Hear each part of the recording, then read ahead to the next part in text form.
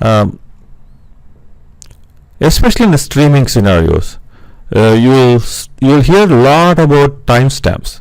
So I want to spend 2 slides on this. So let's get quickly start to ramp up on this. What is timestamp? Timestamp is basically a digital record of the time of occurrence of a particular event. Let me show an example. Let's say there are point A and point B. There are 2 points, and there is a checkpoint 1 and checkpoint 2, and say there's some sort of barrier in this. The reason I put the barrier, I was thinking more towards a toll gate approach, where cars pass through basically through the toll gate. So basically I put a barrier just to make it a bit more interesting there.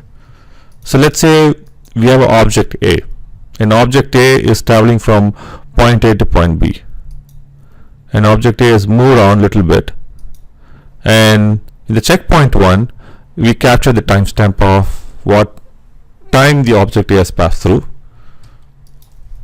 Same thing, object A is keep on moving, and it has passed through a checkpoint, and at checkpoint 2 we get capturing the timestamp. If you get the gist of it, timestamps are immutable attribute of the given object A.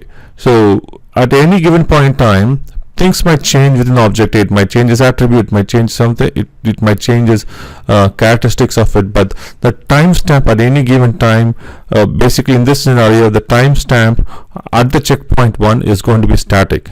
It's going to be immutable there.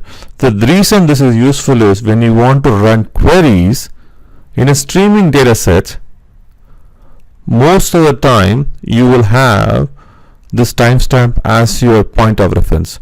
Let me explain to you in the next slide what I mean by that is. So let's say this is pretty much exactly the same concept we spoke earlier, but this time I put in some key factors or key inputs. So you look at the event source. In this case, the event source could be anything, some sort of object, some sort of a service, some sort of event.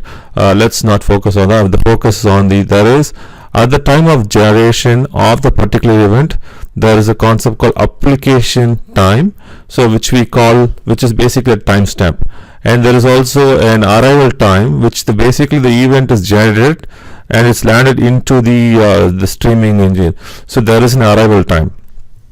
Why this is important is, if you want to find out all the events which were generated within the last 15 minutes, 20 minutes, 30 minutes, whatever it is, you can basically use the timestamp to get the information through. And when and data is moving at high velocity, okay, because the data might transform itself, but as we earlier saw, the one single static information factor is timestamp. So if you look at stream analytics, the concept of timestamp will be used extensively. One of my feedback is just start to explore what is timestamp, what it is for, so that you get a clear understanding of it, because the subsequent section we will talk about windowing concept, which uses timestamps extensively.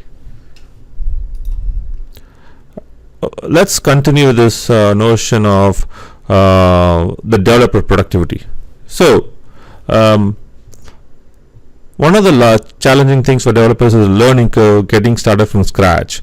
So this is where Azure Stream Analytics, it comes with a pre-built SQL-like interface. So what we mean by that is you can run like SQL-like queries, which means most of the developer resources or people that know a little bit of programming would also have an understanding of SQL. The learning curve is very, very low. Another thing is, Azure Stream Analytics also provides multiple different types of operators: aggregate function, analytics function, geospatial. So because of those functions are pre-built, you are not building those functions from scratch. And data types also very important, that different types of data types are used to store the information.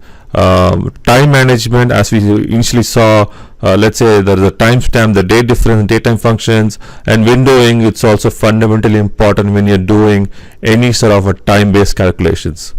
So this gives you a very quick summary of all the types of operators within Azure Stream Analytics. So we come for the last piece of it. So in summary, I would say if you want to clearly articulate what is Azure Stream Analytics all about. It's a managed service. It provides a simple process model of input, query processing, and output pipelining.